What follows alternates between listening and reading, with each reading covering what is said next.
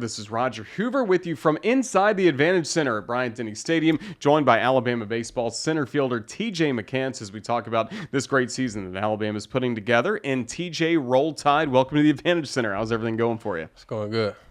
Well, we've certainly been enjoying seeing you and the Crimson Tide play as we record this interview. You guys are just coming off a series win against Ole Miss. Just what's fueled such a great start to the season for you? For me personally. So for me personally, I was just, trying to find a place, coming here that was going to, help me with my approach at the plate. And I think these coaches just really bought into that with me and, get me in there to, work on the struggles that I had last year, which was, plate discipline, hitting the ball the other way. And early on in the season, I was, really doing good with that, and it was working out for me. Towards ACC play, it started to slow down a little bit, but, part of that plan was just being consistent. And they've, when I started to struggle a little bit towards SEC play, they took me back in there, and I hit with Pap a little bit. We worked on some stuff, and, just staying true to the plan is what's kind of gotten me to where I'm at. Just staying consistent and, trying to be the best that I can at the plate and in the outfield, obviously that too. It's led to some really good results for you and the Crimson Tide. We'll get to your whole story about how you started Ole Miss, came to Alabama, but we got to almost start with that with this past weekend. 3 years playing for the Rebels, winning a national championship, then you transferred to Alabama. Did you ever figure you'd go back to Swayze Field wearing a Crimson uniform like you did this past weekend? Like when I transferred here? Yeah. Well, I already knew I was going to play against them. Yeah. I mean, we're in the same conference, same division. So I knew when I committed here, I was going to have to see them, but I kind of forgot that it was at Ole Miss. So yeah, when I realized that, it was kind of like man, I'm gonna have to go back there. It was cool though. I didn't expect to get booed or standing O. It was just, whatever happens. Well, and the fans gave you a great standing ovation. You tipped your cap. You even tweeted about kind of your appreciation for the Ole Miss fans after that. Just what did that moment mean to you? It was pretty cool. I saw some tweets and stuff about it before the at bat. Before the first day. So I kind of expected it to be a standing O at that point because I saw it on Twitter. So, I'd already had in my head what I was going to do because I didn't want to get up there and freeze. So I was like, all right, I'm going to get up there. If they standing on me, I'm going to go tip of the cap. Then I'm going to take a deep breath, take my bat. All right. But, yeah, it was pretty cool. Yeah, really classy moment. And again, yeah, you had a great series at the plate. So the Crimson Tide kept firing on all cylinders. Just what's it like when this lineup gets hot like we saw at different times? The Thursday game had 9 runs in the top of the fourth. Very dangerous. We have a really good lineup. The bat-to-ball skills in this lineup is crazy. We don't strike out a lot, but we also don't walk a lot. But, we got a lot of guys that really like to hit the ball. So when we really get going, it's pretty dangerous from top to bottom. Yeah, you really get to see that with the lineup, and then you got to be impressed as well. The pitching staff's continuing to pitch well, and how about Zane Adams as a freshman? What he's done the last few weeks? Zane's been really impressive. Obviously was at South Carolina, Arkansas, 8 scoreless innings. Arkansas. Yeah, Arkansas was just, that was crazy. I kind of got numb to the fact that he was still going back out there for each inning, and as a freshman doing that in the SEC on some of the biggest stages is very impressive. Like people like him and LeBron, just the composure they have and the discipline and maturity they have already is it's really cool to see them go out there and do what they do. Of course, you had success as a freshman at Ole Miss. Justin LeBron having a lot of success, as you mentioned right now. He's just named the SEC Player of the Week. Just how have you seen him grow as the season's gone along, and are you really surprised based on how well he did in the fall too? No, I'm not really surprised. The kid, he's got a good head on his shoulders. He's very mature, very confident. So seeing him going out there and perform is, what I've expected. And, I've seen him do really good defensively, but now that I'm starting to see him pick up with the bat too, that's just another tool that he's added, and he's just been unreal for us in the 3 spot. It's been really cool to see. So, again, we'll keep talking more about Alabama baseball as we move forward, but do want to focus today on your story and how you got to Alabama. First of all, how'd you get involved in baseball? When do you first remember taking up this sport? So I first started, I think I was about 5 years old when my dad put me in T-ball because, he loved baseball all his life, and that's kind of what he wanted. He pushed us towards. And I'm not going to lie, baseball wasn't my first love. I was always in love with basketball. Like that was the one thing I loved playing. I loved practicing. It always caught my attention. But I started with T-ball, and my dad kept us in it. That's what we worked the hardest at, and that's kind of, it just kind of got me here. You and your brother at the same time? Yeah. So he was 4, I was 5 when we first started to play T-ball. So pretty competitive, I imagine, with each other growing up, and really across all sports, right? Honestly, sports. I think sports kind of kept me and my brother from being as close as we could be. Like I would say these past 2 to 3 years, we've become a lot closer, just because we've matured and gotten older. And I want the best for him. He wants what's best for me. But as kids, man, we were so competitive. Like, and it rolled over to everything off the court. Like, even playing in the backyard. Like, we would. You can ask my cousins. We would go to our house, like our cousin's house, and we would never play on the same team. Because I just wanted to beat him. He wanted to beat me. Like, we would never play on the same team. We could never get along. So, us being very competitive kind of like rolled over into everything. So, we were very at each other's heads for a long time. That's good, though. I mean, that's how, you both get better. Yeah. Obviously, for fans maybe don't know, he was a third-round pick of the Miami Marlins. And if I'm right, was he going to go to Mississippi State originally out of high school while you were still at Ole Miss? Yeah, he was. So it's like you can't play on the same team, That's just another part right? of us being a competitor, man. He had an offer from Ole Miss. I mean, bro, like you don't go to state on me. Like, that's what we're doing. Like, that just goes to show that's our relationship in a nutshell right there. And how do you guys stay in touch now throughout the baseball season? Obviously, well, he was playing pro ball and you're doing your thing here at Alabama. Nah, yeah, it's a lot more brotherly now, to be honest. But we text each other, call each other, like after games, he's doing good or doing bad, or I'm doing good or doing bad. We'll critique each other's swings. Like he'll tell me what I'm doing wrong, what I was doing, what I need to start doing, stuff like that. So we talk to each other probably like 3-4 times a week. We play with each other on the game, so we keep in contact a good bit now. What's he do best? I mean, what's he best at as a player? How is he going to project to the next level? Well, for me, what I see him do the best every day is his confidence. Like I was the kid, I was the brother that was like less confident, more like reserved, and he was always the extrovert, and that definitely was how he was in baseball too. He was always extremely confident. He was the guy that if he was playing someone that was a lot worse than him, he was going to beat him by 20. Like he'd never, he was just a dog on the field. But as far as like physical attributes, I think his bat to ball skills and just he has a really flat swing, and he's also really fast. Like I hate to admit it, but he is faster than me. So yeah, he plays and he's a really good defender. I mean, I think he's a really good player all around. But hope he don't get to see this, but. Yeah, he's a pretty good ball player. He really is. Again, he's in the Miami Marlins organization for Single A Jupiter. Definitely keep moving up. You could see him at Double A Pensacola, maybe Triple A Jacksonville before the year's over, and then obviously the goal is Miami, right? Yep. Well, that's certainly cool to see. And again, for you, baseball, you talked about how you developed as time went on. When did it kind of become clear that would be your sport, that would give you the best chance to play college ball? I would say probably in like 7th, 8th grade. I started to notice that like I would go weekends. There were certain weekends where like I wouldn't get out, and I was like, "Dang, man, this might be my sport." But I love basketball so much. I was like, maybe I can turn around in basketball and be good at that. But when I got to high school, I was 6'3". Coach had me playing 4 or 5. Like, nah, I ain't gonna get to the league doing that. So I started getting some college looks when I went to WWBA, World Wood Bat, in 9th grade. So that's when I started to kind of realize that, yeah, this is probably what I'm going to take to the next level and, try to put my effort into. Did you get to be around a lot of players, too, that were on their way towards college or pro ball? Because Pensacola has produced a lot of major leaguers throughout the year. Yeah, man. Shout out Breakthrough Series. This is not Pensacola, but this is a camp for basically minority athletes in baseball. And basically a lot of black kids. We would go to a certain area or a camp, basically like Dodgertown, or we went to Pirate City, and basically the best black kids in the U.S. would go over there, and we would all compete and play baseball. And a lot of those guys was already committed. So man, when I was a freshman, I remember my first year, I was there, and there was a lot of guys that like were big names, and at that time I was thinking like I was kind of thinking to myself like, do I belong? And just trying to figure out like, is this a sport for me? But being there for a while and, creating relationships with guys, you realize that, you're all just playing the same game. And it made me grow a lot more confident in the game that I'm playing. And it was really nice seeing, playing with a lot of people that look like me. So that was a really cool experience. Any names from that group that our fans would recognize? Actually, one of them was committed here. He played here, Miles Austin. Mm-hmm. He was one of the first guys that I played with in Breakthrough Series. One of them's a pitcher in the big leagues right now. God, what is his name? I can't think of his name right now, but he's It's a all pitcher right. for the Rays. Mike Harris was there, Rookie of the Year.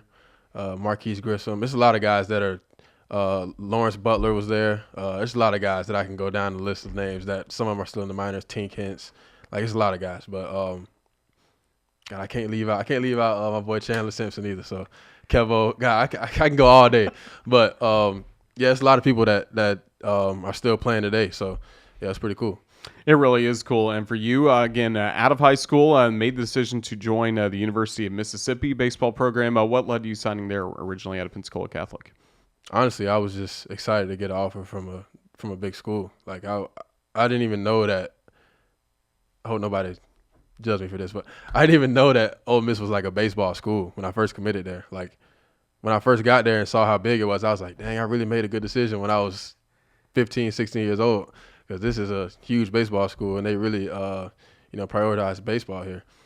So when I first got the offer, I just kind of asked my parents like, is this good? Like, are we good to go with this or what? And they were like, yeah. So I was like, all right, I'm finna commit. I just wanted to get it over with. And again, yeah, you had a tremendous freshman year for the Rebels 2021. What do you think led to some of your early success? I think just having a chip on my shoulder, because the first 3 weeks, I didn't start the season as a starter. Like I was a guy that was on the bench. The first series we had was in Texas. It was like the Big Ten, I think, versus SEC. And I didn't play an inning there. Peyton Chanier ended up hurting his hamstring, and Garrett Wood, actually, Garrett Wood, and John Rice Plumlee, we were all rotating. So I would play second, G Wood would play second, and then when John Rice Plumlee would play, Justin Bench would come play second, and John Rice would play center. So we ended up just rotating for a while, and then I ended up moving to center to stay in the lineup and get more at-bats when Peyton came back. So, from that point forward, just realizing that at the beginning of the year, like I wasn't supposed to be in this lineup, that just kind of kept a chip on my shoulder for the rest of the year. And you had to too, you were making an impact as a freshman along with a lot of veteran players on that team, and then especially in 2022. Yeah. Yeah, that was really good to see. And for you, you were able to, in 2022, to perform well for the Rebels. Obviously, a dream season in a lot of regards, winning the national championship. How'd you navigate the ups and downs of that year? Just keeping it one day at a time. It was tough, but just going to the field every day, just taking a deep breath, knowing that my parents are proud of me no matter what I do. That played a big role in it, and just taking it one pitch and one inning at a time. That was just all it was. And on the field, that led to some great moments for you. Looking back, the home run you hit against Southern Miss in the Hattiesburg Super Regional. I mean, how meaningful was an at-bat like that as you really cemented your place in Ole Miss baseball history, getting the Rebels to Omaha? Then you hit a College World Series home run against Oklahoma. How great were those moments? They were pretty. It was nice. So when I hit the one in Southern Miss, well, really both at bats were me coming in as defensive replacement, and then I just happened to get in that bat. The one in Southern Miss was pretty cool for me because no one else had hit a home run in both 2 days. So that was the first home run of everyone. So I was like, dang, that was nice. I guess I got a juice like that or something. But the one in the World Series was obviously it was just awesome. There were so many people there. Like the roar of the crowd. I don't even think I felt my body running around the bases. Like you just black out after you realize what you just did. So they were both pretty cool. And that's a hard ballpark to hit home runs in for anybody, right? Yeah. Amazing. Again, as Ole Miss won the national championship, you mentioned you looked forward to going to the field every day. What can you tell us about the off-field struggles you had that year? I was just where do I start? So basically, my parents came up for a weekend, and they kind of told me they had some news for me, and that my mom had cancer. She beat it the first time, and then it came back again, and they came back up this was on Mississippi State weekend. She came back up, and they told me that the doctor told her she had like 2 weeks to live. That was a really, really, really, really, really tough time. I wasn't expecting that at all. I kind of saw it when she came down to take pictures with me. Like, she was a lot skinnier, and I didn't really take it. Like, I wasn't thinking like that at all. But they told me, like, yeah, I kind of broke down. I broke down for a while. You kind of just try to forget about it when you go on the field to, just try to play the best you can for your teammates. But stuff like that it just rings on you a little bit. And, just having her after those 2 weeks, just, my dad refused to do hospice, like all that stuff. Like, he just spoke life into her, like, for as long as he could. And she was alive for a lot longer than 2 weeks. And just having her in Omaha was just awesome. And it was really cool for her to be able to see me do that. And, it was really nice for her to live as long as she did live, for the beautiful life she had. Yeah, he really kept hope alive, getting those hotel rooms, as I read about, in Omaha, keeping that belief, even though, again, Ole Miss was not having the great season you wanted to have earlier. That was crazy. My mama told me, she was like, she can see it. Like, she told me she can see us in Omaha, and I'm thinking, like, bro, not with this team.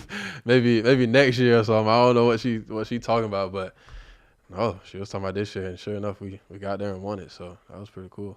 I mean, a meaningful celebration with your teammates, but I imagine with your family that much more meaningful. Say what? Say it again? I mean, I imagine just it had to be that much more meaningful to get to go in the stands, take pictures, have your mom and dad get to experience all that with you. Yeah, man. Actually, when we won it, I was like everyone else going to their family and stuff, and I'm just looking up in the crowd like, where's my mama and my daddy? Like, I couldn't find them. So I had to go in there and get my phone out my bag to call my dad. I'm like, Dad, where y'all at? He was like, we got out of there because we didn't know how long he was going to be. Like, my mom, like, she couldn't just be sitting out there all the time. So I was like, no, y'all got to come back. Like, I got to get a hug. Like, you feel me? So I found him on the other side, and I go over there. Someone actually got a video of it and posted it on Twitter. When I actually first saw them, I ran up there and gave mom a big hug. That felt really nice. So, yeah, I was glad I got to see him. I would have been so mad if I didn't get to see him after the game, bro. That's such a great moment. And again, the unfortunate news when your mom did pass away that fall, how did your teammates really help you out through all those tough moments, either, when you first got the news and then later on when she did pass away? Oh, they were awesome. Well, about 3 days before she actually passed, my dad called me. I was upstairs in the training room, and my dad called me and told me that basically it was looking really bad. She had gotten sick from when she came up to Omaha, and I cried a lot then. And Jake, one of my best friends on the team, he took me outside. Like, we threw for a minute to get off my mind because I had to do a lift. We had practice. I didn't want to like distract anyone. So, my teammates were huge, man.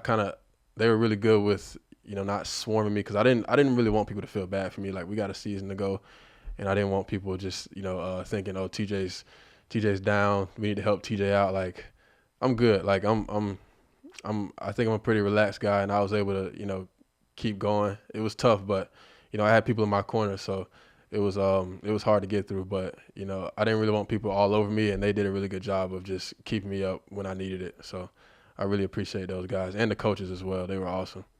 So you play the next year for Ole Miss in 2023. Ironically enough, the season ends for the Rebels in Tuscaloosa against Alabama on a doubleheader to close out the season. When did your mind start thinking about the transfer portal? Pretty early, actually. I just kind of feel like my time kind of like ran out at Ole Miss. Sometimes it's just you just need a new place, a new change of scenery just to get your feet back under you. And fan base, coaches, like everyone there is great, but I just feel like I just needed a new place to, get back to myself. Were you thinking a program like Alabama from the start once you entered, or where did Alabama kind of factor into things? No, I had no thoughts of Alabama at all. I was actually at first trying to get somewhere where I could go back to the infield, and after a while, I was kind of like, nah, I don't know if that's what's best, because then I'd have to go to a smaller division, and I didn't want to leave the SEC. So I got a call from Mo, I think, first, or Pat, one of them first, and they told me that they were the new guys. They were from Maryland. They had a really good hitting coach that could elevate my game, and after hearing that, I was kind of already sold. But then Garrett on top was the icing on the cake. Like, me and Garrett, I was really close with Garrett at Ole Miss, so him taking a job here was just the icing on the cake for my decision, and I was like, yeah, I'm gonna have to roll it out here. And fans may not realize Ole Miss played Maryland last year, right? In Yeah. Oxford. And let's see, Ian Petrutz kind of admired a home run for the Terrapins. And then I think a day later, you admired a home run, and you heard about it a little bit from now some of your coaches here at Alabama. Yeah, it kind of went, I wouldn't say viral, but a lot of people had a lot of opinions on that home run. So when I hit it, I wasn't there the first 2 days. And apparently they had chirped a little bit with Calarco's home run, I think. Mm-hmm. And I guess me doing what I did on top of that, I was just watching the ball because I ain't never hit a ball that hard, like pull aside before. So I was like, man, I got to see what this land type. So as I'm doing it, the catcher started talking trash to me, so I had to talk mine back. I couldn't just let him get the last word. So I was talking backwards, and then people got it on camera. And yeah, it was some people liked it. Some people thought it was, next purchase to get a pitch to the ear, stuff like that. But I mean, it was cool. Coach Bond told me he felt like everyone did exactly what they should have. Like, he felt like the catcher should have said something. He felt like I should have said something. He just thought it was played out perfectly. So, yeah. Did you guys joke about that when you first started having conversations and First stuff? First time on the phone, I had to bring it up. Because that was just because I had kind of forgot about it. He brought it to me first, actually, and I was just laughing it off because I thought he was going to be mad at me for it, but no, he loved it. That's really cool. What else do you like about this coaching staff, getting to know these guys and kind of the plan they had for you and how they've stuck to the plan as we've gone into the year? I like that they put development first. Like, obviously they want to win games, being in the SEC. You lose your job if you start losing a lot, but they really, put an emphasis on developing players. I'm not really sure. I'm not a pitcher, so I really know what JJ's doing, but he's obviously good. He won a lot of stuff last year for that. But from a hitting standpoint, they just really focus on plate discipline. We do a lot of plate recognition stuff. It's just, I think they do a really good job of making sure that everyone's getting better every day and not just focusing on who we think is going to be good. Even the guys that don't play, we're all getting 1% better every day. And I think that's what they do a really good job of. And on top of that, they all it's a younger staff. So it's really easy to joke around with them and play around with them with some stuff that you can't really play around with older cats. So it's pretty nice having a younger staff, and they all get how I am. I can be myself around them without them getting too mad. So I think that's pretty cool. Was it pretty easy to embrace all the Alabama traditions? Did you enjoy going to football games in the fall and just getting part of this Alabama spirit that we have here? Yeah, man, I had to learn. So at Ole Miss, and I went to a Catholic school, so I knew a bunch of country songs already, but I didn't know the fillers that they use on Dixieland Delight. Dixieland Delight, right? So I had to learn those, and once I got them, I was going crazy at the football games. I used to love singing that song. Do you like having that in baseball now? Dixieland Delight. I think it's more a football thing. I think it's cool with baseball, but I think it's way cooler with football. My baseball thing, me and Cole and Mizell, we sing what's the name of the song? Good Directions.